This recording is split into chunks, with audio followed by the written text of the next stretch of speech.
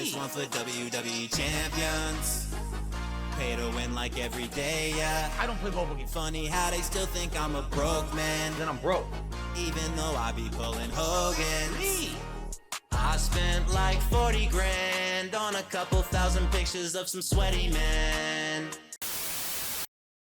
We ended up doing a lot of cleaning.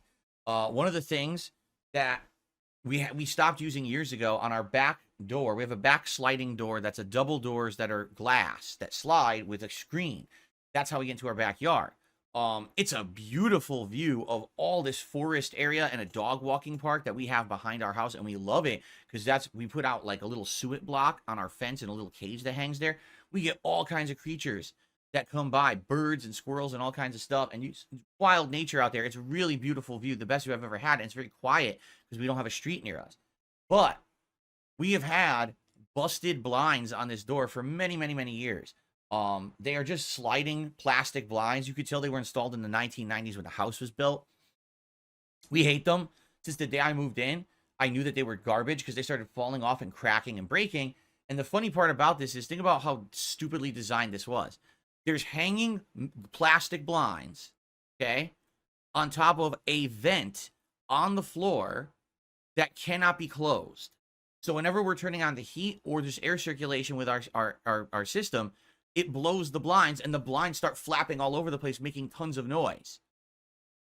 So why the hell would you ever want that? It doesn't make sense. It's like two idiots designed parts of the house and never thought that, oh, maybe having a vent under where these fucking blinds are going to be doesn't make sense, so we shouldn't put blinds there, right? So anyway, they're trash. And they, like I said, they've been breaking and falling apart. We don't even use them. We had them all drawn to the side and not used for ages.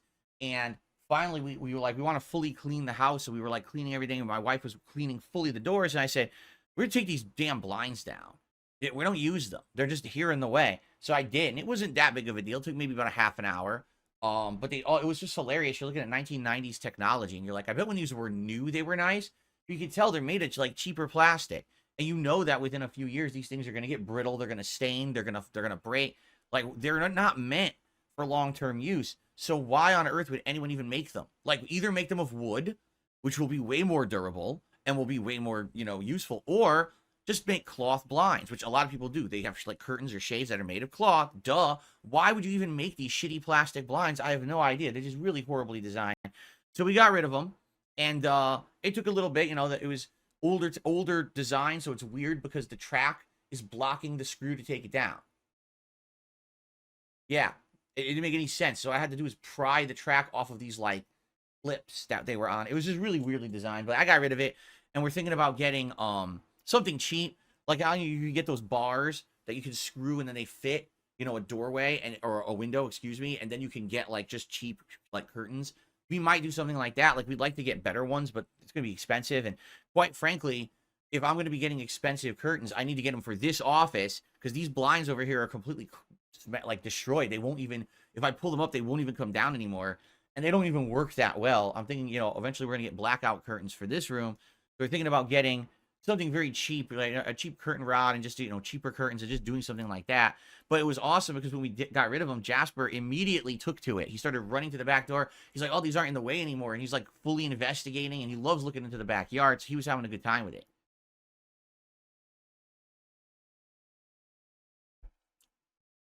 Anyway, outside of that, my wife has been trying out a new game that came out on Game Pass the other day called Lightyear Frontier.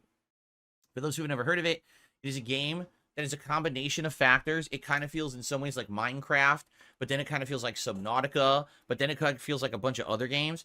Essentially, what you are a stranded space person, and you have a mech, and you use this mech to do all this stuff like crafting, gathering, farming,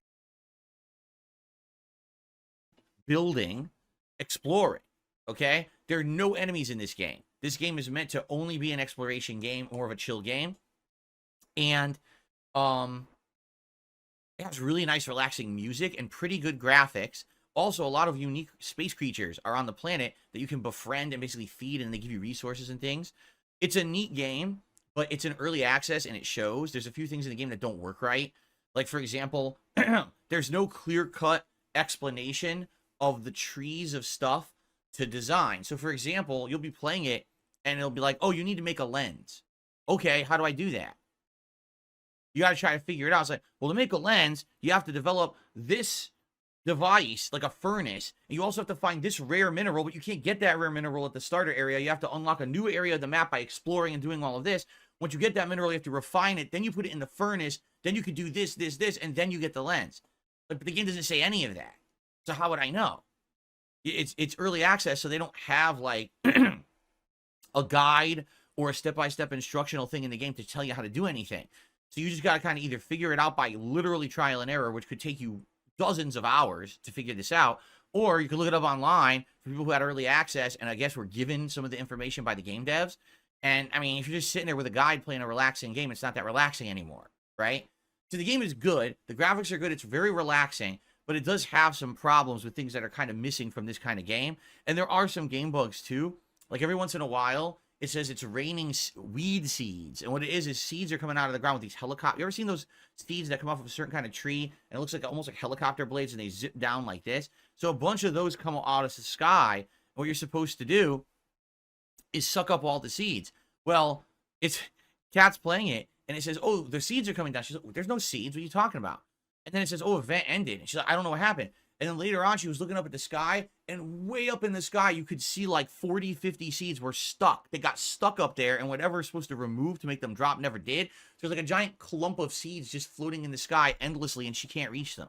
So, I mean, that's what happens with early access games. It looks, by the way, the game doesn't seem early access when you start playing it. It definitely looks like a polished experience. The graphics are quite good. And the music is very relaxing, and it feels like a completed game until you get, like, maybe, I'd say about 10 hours in, and then you start to see it gets rough around the edges. Like, the early parts are done, and the later parts not so much. I would say the distinct difference between this game and other games of this style, there's no enemies at all in Lightyear Frontier. So you don't have to worry about, oh, I'm getting attacked and I need to defend myself or build defenses. And also, there's no eating mechanics. So you don't have to worry about, oh, I need to have food to eat. You're more growing stuff so you can craft future stuff. So it's definitely a lot more relaxing of a game. And if you have Game Pass, I recommend it if you're looking for this style of game where you just want to kind of chill and unwind while you play a game. It seems pretty good. But again, you're going to hit a point where you're going to probably have to look a lot of stuff up for it. So perhaps it later on down the line this year, if you guys want me to try out a new chill streaming game, again, remember when I played Subnautica and it worked for a while? I think this game works in that regard. And by the way, they're obviously going to keep updating it. This is early access. So perhaps, you know, in a few months, the game would have a lot more features to make it feel like a finished game, and it would be even better. Okay. So there you go.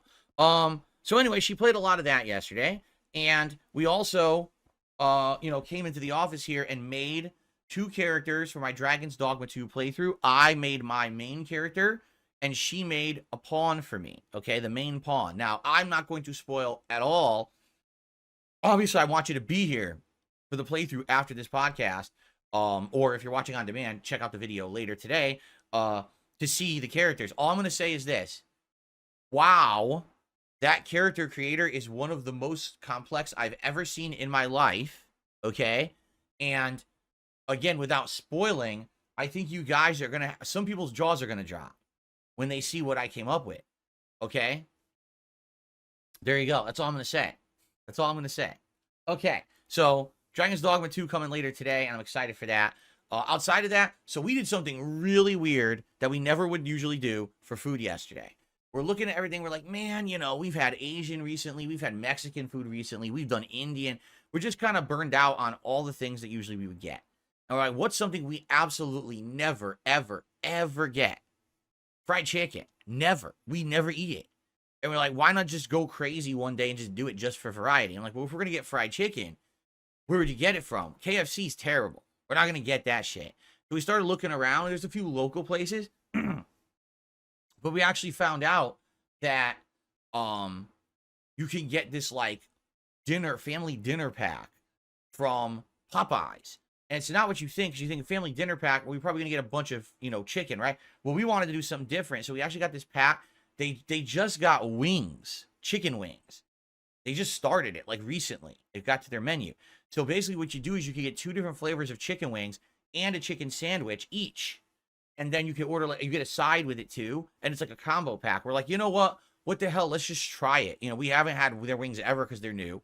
The chicken sandwich I had many years ago, if you remember, after the Popeyes sandwich craze finally ended, I got it for DSP Tries It, and I thought it was all right. I wasn't in love with it, but I understood why so many people probably liked it. So we ordered this, and we ordered 2 flavors of wings. It was honey barbecue and sweet and spicy wings. And they were all right, okay? They weren't the best. They weren't the worst. I have this weird thing about wings today, because wings, just so you know, first of all, chicken wings are literally supposed to be chicken wings. I don't know how many of you know that, but chicken wings are actually supposed to be the wing. Today, they'll give you any piece of the chicken, as long as it's small and bite-sized, they call it a chicken wing, and it's not. They sell the little chicken drumsticks, like, that's a wing. It's not. It's a drumstick. I get it, but it's not a wing. Like, they're calling it wrong. If you used to go and get chicken wings, you would literally get a plate of wings. You don't get that anymore. So all it is various pieces of the chicken. And here's the other weird thing. Everyone breads them now, which I don't understand. Classic chicken wings, they don't bread them at all. It's fried, but usually what they do is they season and dry rub it, or they put it in a sauce, and it has that flavor cooked into the skin of the chicken. So it's supposed to be a crispy chicken skin, and then you can dip it in something else to add more flavor if you like, or to have a contrasting flavor. Today, all it is breaded chicken. And, like, that's not a chicken wing. That's not even the recipe of how to make a chicken wing. They just breaded a small piece of chicken and claim like it's a chicken wing. So what they do is they probably make a ton of these, and then they just toss it in a box, and they pour sauce on it, and they shake the box. So a little disappointing, because you actually want, like, a chicken wing that's cooked in the sauce, and it's totally not, okay? So the first one was honey barbecue, and it was pretty good. It had a little bit of a sweetness to the barbecue flavor, and it also had a little bit of a spice. And then the sweet and spicy basically kind of tasted like a sweet and sour sauce from, say, like almost like an Asian style restaurant, like a Chinese restaurant, just, again, shaking on the wings. Now, they weren't bad, but again, they weren't great. I wish that they were a little bit juicier and there was more meat. The problem with modern chicken wings is they literally have almost no meat on them. So you're sitting there getting completely dirty trying to eat it, and there's like, my God, I got like one bite of meat in that whole freaking piece. Now I got to get to the next piece, So, basically, it was decent. Now, the chicken sandwich I've had it before. I knew what it was going to be, and it was all right. It wasn't amazing. It was all right. We ended up getting the Cajun fries as our side, and the Cajun fries are crispy and tasty. So it was decent, and we're like, wow. It was interesting because we literally never do this. We never would order like a fried chicken food meal because it's not good for you, But we just went totally in a different direction.